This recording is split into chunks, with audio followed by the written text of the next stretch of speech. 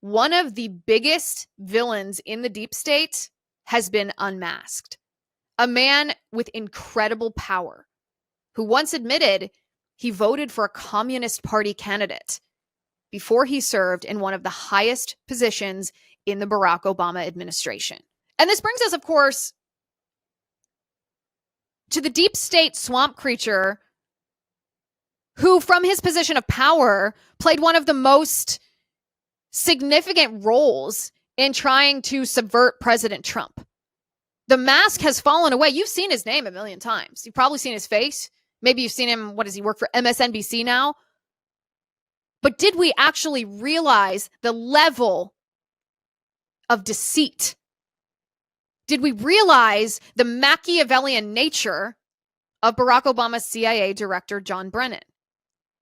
New declassified analysis that Tulsi Gabbard released today of this phony Intelligence Committee assessment shows that Christopher Steele's dossier, which the FBI and the CIA knew from the day that they found out that Hillary Clinton and the DNC were paying Christopher Steele to create that phony document in an effort to try to smear Trump, they knew it was false. And they hid that from the public. And then they included it in Obama's briefing. It was John Brennan who personally rejected requests from the CIA to not use the dossier. It was John Brennan that said, yeah, I know it's not true, but it seems like it could be, huh? And that's a paraphrase. To John Brennan, the ends justify the means. This man, if you look at the pattern of his behavior, this man has no boundaries, no respect for the boundaries of the law. Not only did John Brennan attend the December 9th meeting that President Trump convened in the Situation Room to invent the phony Intelligence Community assessment that falsely accused President Trump of working with Russia, John Brennan was the one who included the Steele dossier in the phony Intelligence Committee assessment. He's the one who made the decision to include unreliable sources. He's the one who blocked reliable sources that refuted his fake claims. He's the one who orally communicated so as not to leave a paper trail that could be debunked. He communicated a tip that Putin helped Trump. He refused to put that through intelligence community channels because he knew it would be immediately fact-checked and refuted. This behavior we are discovering with John Brennan is not isolated to Russiagate. This behavior is a pattern. Shortly after John Brennan became director of the CIA back in 2013, he was caught allowing his agency staff to spy and hack into the computers of staffers in the Senate, because the staffers in the Senate were investigating something that John Brennan had been a part of when he was in the CIA, but a little bit lower on the food chain. John Brennan was a vociferous defender of the post 9/11 enhanced interrogation program, the waterboarding stuff. John Brennan was a defender of that. And when the Senate began to investigate whether there were abuses that happened in that program, John Brennan, as newly installed CIA director under Barack Obama, allowed his employees in the CIA to hack into the computers of the Senate staffers to see exactly what the Senate staffers knew. When the Senate was investigating what Brennan did, he spied on them. And when he was caught, when it was uncovered that the CIA had hacked into Senate staffers' computers to see what they were investigating, when he was caught, he lied. John Brennan lied and denied the allegations for months and months until it became too obvious that he was lying. And it was only at that point that he admitted that agency staff had, in fact, spied on Senate staffers, and then he tendered an apology. Take a look at this. This morning, the White House says President Obama still has confidence in CIA Director John Brennan. He was forced to admit Thursday that the agency spied on Senate staff members. Nancy Cordes is on Capitol Hill, where Brennan denied those charges for months. Nancy, good morning. Good morning. Well, as you can imagine, those senators are President Obama still has confidence in CIA Director John Brennan. Well, if those words this morning, the White House says don't make the circle, don't close the circle, then I don't know. Then I don't know what does. Brennan, you'll remember, was one of the 51 former intel officials who signed that letter saying that Hunter Biden's laptop wasn't real. It was Russian disinformation, even though they knew it was real, just like you knew it was real. In 2017, John Brennan denied in front of Congress that the Steele dossier was used as the basis for the intelligence community assessment that we now know is phony. And we know now that he lied under oath. Here he is lying.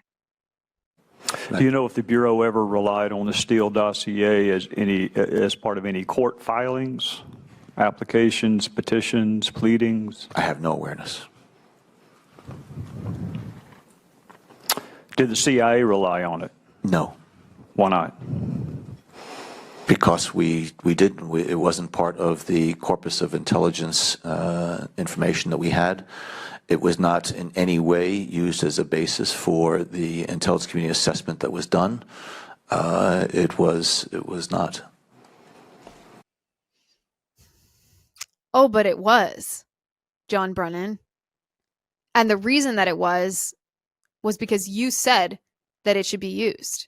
And you personally overruled your own CIA officials that warned you that it was false. John Brennan is a deviant individual. John Brennan has no respect for the boundaries of the law. He's Machiavellian.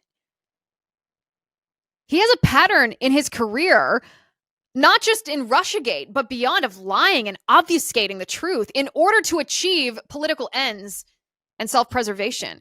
And my question would be, if he is willing to do whatever it takes, if the ends justify the means for this deviant man, what are the ends that he seeks? What is his ultimate goal? Well, the only way to answer that question is to analyze the man himself and his beliefs. What are his ideologies? What does he value? What does he want? John Brennan admitted to CNN, of all places,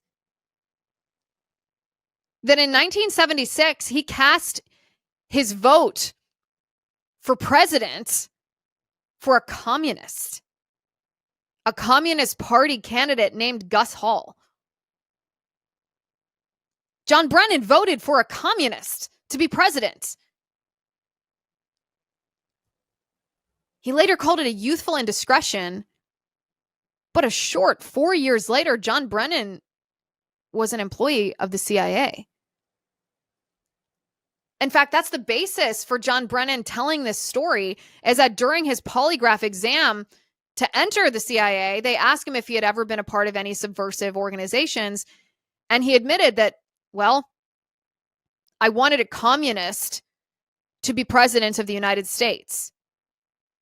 And again, he dismissed this as a youthful indiscretion, but his vote was in 1976, and he joined the CIA in 1980. That's 4 years. 4 years, you're probably wearing the same jacket. That's hardly an indiscretion from your past. And you have to wonder how influenced John Brennan was by his youthful adherence to the communist ideology. We've seen John Brennan's face 100 million times. We've heard his name in reports. He's always in this group of Comey and Clapper and Brennan and Susan Rice. But did we actually look at the man?